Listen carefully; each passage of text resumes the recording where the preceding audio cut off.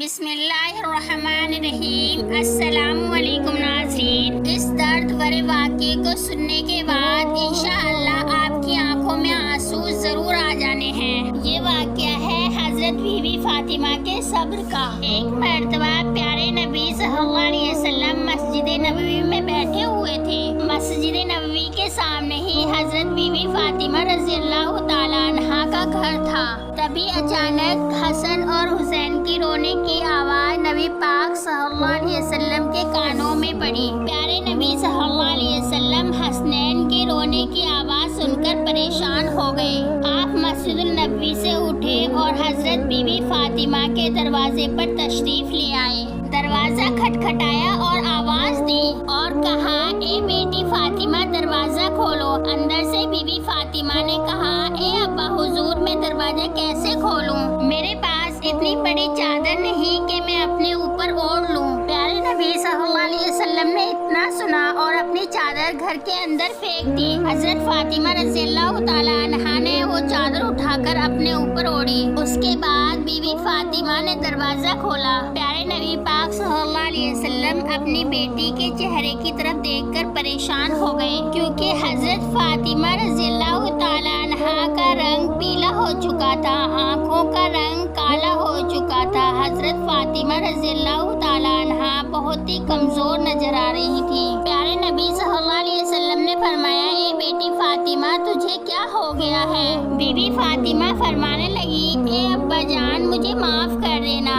آج آپ کی بیٹی آپ کے استقبال کے لیے دروازے پر نہ آ سکی۔ آپ کی بیٹی کئی دنوں سے بھوکی ہے، بھوکی ہونے کی وجہ سے اتنی کمزور ہو گئی ہے کہ چارپائی سے اٹھا بھی نہیں جاتا ہے، اور میرے شوہر حضرت علی شیر خدا اسلام کی تبلیغ کے لیے اللہ کی کتاب کو لے کر مختلف علاقوں میں گئے ہیں اور گھر میں کھانے کے لیے کچھ نہیں ہے، یہ کہہ کر بی بی فاطمہ رونے لگی۔ پیارے نبی صلی اللہ علیہ وسلم اپنی بیٹی فاطمہ کی بات کو سن کر رونے لگے اور فرمایا کہ میں مسجد نبوی میں بیٹھا ہوا تھا، حسن اور حسین کی آواز بہت تیزی سے رونے کی آ رہی تھی۔ اے بیٹی فاطمہ میرے نواسے حسن اور حسین کیوں رو رہے تھے؟ حضرت فاطمہ فرمانے لگی، اے میرے پیارے بابا جان اگر حسن اور حسین روئے نہیں تو کیا کریں؟ حسن اور حسین 2 دن سے بھوکے ہیں۔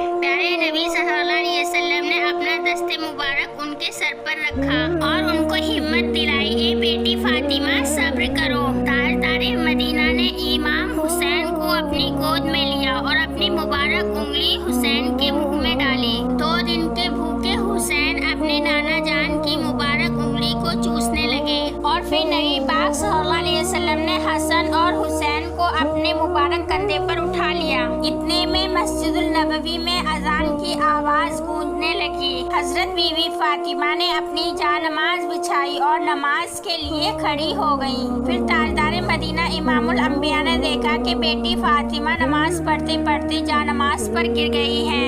یہ دیکھ کر پیارے نبی صلی اللہ علیہ وسلم دوڑتے ہوئے بی بی فاطمہ کے پاس آئے اور فرمایا کہ بیٹی فاطمہ تجھے کیا ہوا ہے؟ یہ سن کر بی بی فاطمہ رضی اللہ تعالیٰ عنہا رونے لگی۔ بابا جان آپ کی بیٹی فاطمہ کا 3 دن سے فاقہ ہے، آج 4تھا دن ہے، اس لیے کمزوری کی وجہ سے میں نماز میں گر گئی تھی۔ اسی دوران پیارے نبی صلی اللہ علیہ وسلم نے دیکھا کہ آپ کی بیٹی کے پیٹ پر 3 پتھر بندھے ہوئے ہیں۔ پھر نبی پاک صلی اللہ علیہ وسلم نے فرمایا، اے بیٹی یہ کیا ہے؟ تو بی بی فاطمہ نے فرمایا، اے میرے ابا حضور جب میں پہلے دن بھوکی تھی تو میں نے پہلا پتھر باندھا، جب میں دوسرے دن بھوکی تھی تو دوسرا پتھر باندھا، جب میں تیسرے دن بھوکی تھی تو میں نے تیسرا پتھر باندھا، آج میرے 4تھے دن کا فاقہ ہے۔ یہ کہہ کر حضرت فاطمہ زاروں قطار رونے لگی۔ پیارے نبی صلی اللہ علیہ وسلم نے فرمایا، اے بیٹی فاطمہ اپنی جانماز کا پلہ اٹھاؤ۔ بی بی فاطمہ نے جب جانماز کا پلہ اٹھایا تو دیکھا کہ اس کے نیچے سونے کا ڈھیر لگا ہوا ہے۔ سبحان اللہ۔ رسول اللہ صلی اللہ علیہ وسلم نے فرمایا، بیٹی فاطمہ آپ کو جتنا سونا چاہیے یہاں سے اٹھا لو، لیکن بیٹی یاد رکھنا کل قیامت کے دن تمہیں اس کا حساب دینا ہوگا۔ یہ سن کر بی بی فاطمہ نے سونے کو ہاتھ بھی نہیں لگایا اور جا نماز کا پلہ واپس رکھ دیا۔ پیارے نبی صلی اللہ علیہ وسلم نے اتنا ہی سنا اور اپنی بیٹی کو سینے سے لگا لیا اور فرمانے